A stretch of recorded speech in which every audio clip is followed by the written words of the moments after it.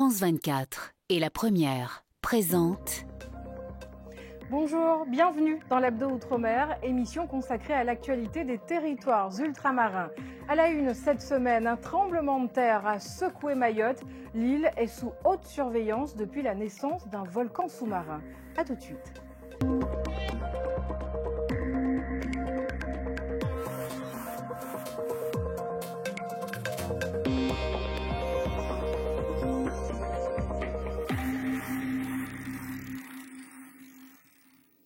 Des dizaines de secousses chaque jour à Mayotte. Voilà le quotidien de l'île depuis la naissance, il y a 6 ans, du Fani Maoré, un volcan sous-marin. Très souvent, ces séismes ne sont pas ressentis, mais cette semaine, la terre a tremblé plus fort. Leïla Zelouma et Antoine Defive. 18h51 mardi soir, la terre tremble à Mayotte. Une seule secousse. L'épicentre est localisé à 40 km à l'est de Dzaoudzi, à 48 km de profondeur. Les assiettes, ils ont bien tremblé, la gazinière qui a bien bougé. On avait oublié ça et ça a commencé à nous stresser, bien sûr. C'était rapide, c'était pas ouf, mais bon, je l'ai senti quand même. J'ai l'habitude, voilà, j'ai pas peur. La magnitude de 4,9 n'est pas génératrice de tsunami, donc il n'y a pas eu d'alerte tsunami qui a été lancée. Et en cas d'alerte tsunami, l'alerte sera transmise à la préfecture de Mayotte. Cela fait plus d'1 an qu'une telle secousse n'avait pas été ressentie. Depuis quelques années, Mayotte enregistre des dizaines de secousses quotidiennes, généralement non ressenties par les habitants. En cause, la naissance d'un volcan sous-marin en 2018, le Fani Maoré. Situé à 50 km des côtes, le jeune volcan grandit vite. Il s'élève à plus de 800 mètres sous l'eau. On a une activité de dégazage assez importante. On a 22 panaches gazeux, donc c'est-à-dire des émanations de gaz qui se font sous l'eau. On ne les voit pas à la surface, mais elles font quand même 1000 mètres de haut. Jusqu'alors, Mayotte n'était pas considérée comme un territoire à risque sismique. Aujourd'hui, elle est placée sous haute surveillance par la communauté scientifique. Ce tremblement de terre n'a pas perturbé la rentrée des classes à Mayotte. Un retour à l'école plutôt calme. 117 226 élèves sont inscrits, un chiffre qui croît chaque année à cause de la poussée démographique et de la pression migratoire. Et cette rentrée scolaire, elle a un coût entre les vêtements, les chaussures, le matériel. En Martinique, ces achats coûtent plus cher cette année. 17% d'augmentation par rapport à l'an passé. Certains parents d'élèves sont contraints de contracter un crédit pour assurer ces frais. Delphine Bess et Eddy Belrose.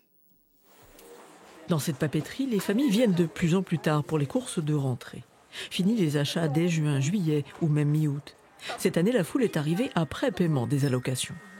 Je sais que ma mère ne peut pas tout acheter pour moi, il y a aussi pour mon frère, donc 50-50. Dans beaucoup de familles, la grand-mère donne un coup de main pour ses achats. Et l'on passe plusieurs jours à comparer les prix dans de nombreuses enseignes. Les parents sont très à l'économie, donc vont nous barrer beaucoup de choses sur les listes, donc on a même des paniers moyens qui baissent. Les enseignants demandent de réutiliser un cahier sur 2 ans, par exemple. Rosita a 3 grands garçons. Et si elle compte chaque centime, c'est que la rentrée en lycée professionnel est encore plus onéreuse. J'en ai qui sont en mécanique. Il y a des outils à acheter, électricité, il y a le matériel à acheter qui ne coûte pas d'euros. Alors du coup, même si l'argent de la rentrée scolaire n'est pas suffisant. De nombreux magasins proposent donc le paiement en différé. Dans cette enseigne, la mesure existe depuis la rentrée dernière. On a proposé le paiement jusqu'à 4 fois, avec un minimum de frais et qui peut aller de 2 euros, 3 euros pour eux et un peu 10 euros pour nous. Mais bon, c'est une facilité qui est importante et qui est nécessaire à l'heure actuelle. Car il faudra encore payer l'assurance scolaire, les transports, la cantine. Pour l'UDAF, la situation est critique. Nous avons des familles qui en viennent à songer sérieusement à prendre un petit crédit à la consommation pour faire face aux achats de rentrée scolaire, mais tout est à replacer dans un contexte plus général. Il y a 27% des Martiniquaises et des Martiniquais qui vivent au seuil ou sous le seuil de pauvreté, et parmi ces Martiniquais, c'est 32% d'enfants. Dès lors, l'entraide au sein des familles est de plus en plus essentielle, de même que les opérations solidarité dont nous nous faisons souvent l'écho. En Nouvelle-Calédonie, le scrutin est historique. Les indépendantistes ont perdu la présidence du Congrès. Et pour la première fois depuis sa création, une femme a été élue présidente. Veilma Falaeo succède à Roch Wamitan. La candidate du parti Éveil océanien a bénéficié des voix des non-indépendantistes. Elle souhaite incarner la troisième voie du territoire.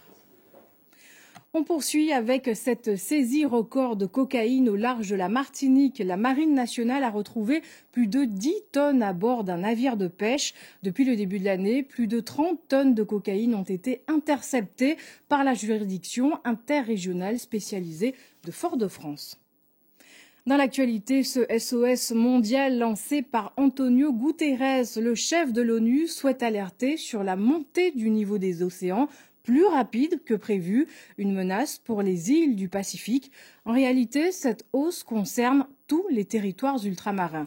Le dossier de l'Hebdo est signé Serge Massot. En 30 ans, le niveau mondial de la mer s'est accru en moyenne de 15 cm. Dans l'océan Pacifique, la montée des eaux est par endroits 3 fois plus importante, d'où le SOS lancé par le secrétaire général de l'ONU.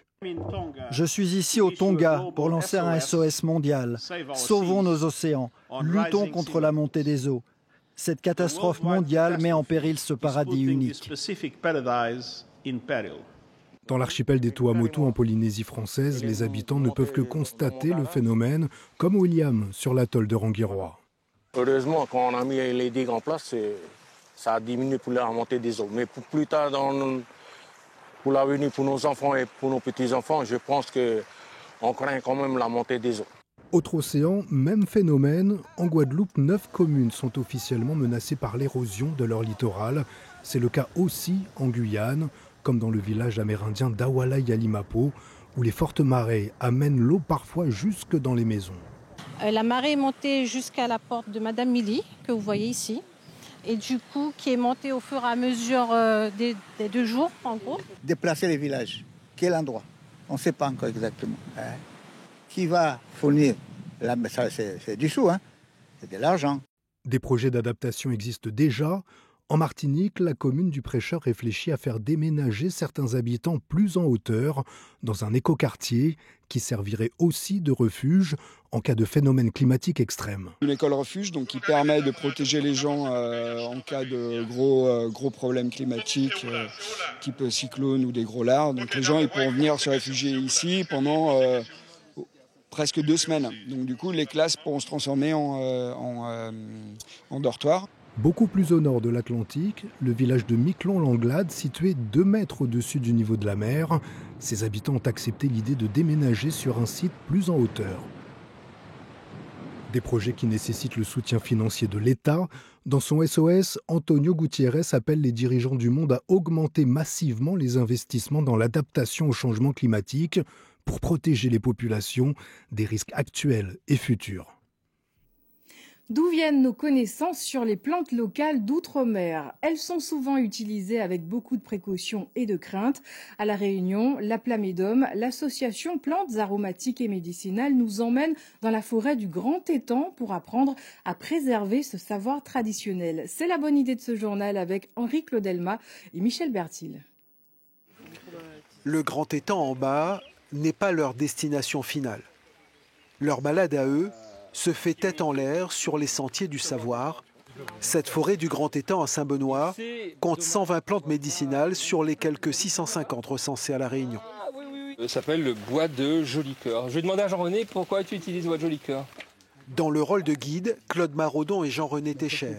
Le pharmacien, président de la Plamédome, association plantes aromatiques et médicinales, et le tisaneur guérisseur décryptent la forêt.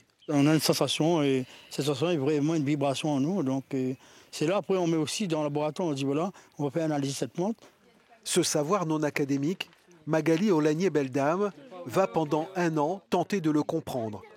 Comment ces connaissances arrivent aux humains? Est-ce qu'ils ont observé les animaux se soigner? Est-ce qu'ils ont observé les animaux transmettre à leurs petits? Comment ils sont arrivés à dégager toutes ces connaissances et à ne pas se tromper et à ne pas s'empoisonner?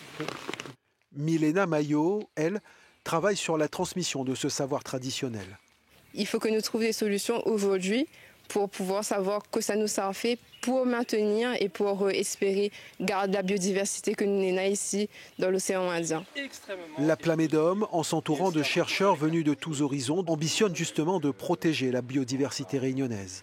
À partir du moment où on a un modèle dans la nature, le principe c'est de pouvoir ensuite faire des cultures de plantes pour pouvoir les utiliser sans toucher à notre biodiversité à La Réunion. Sur le sentier de Grand Étang, le savoir traditionnel s'ancre toujours plus dans le présent.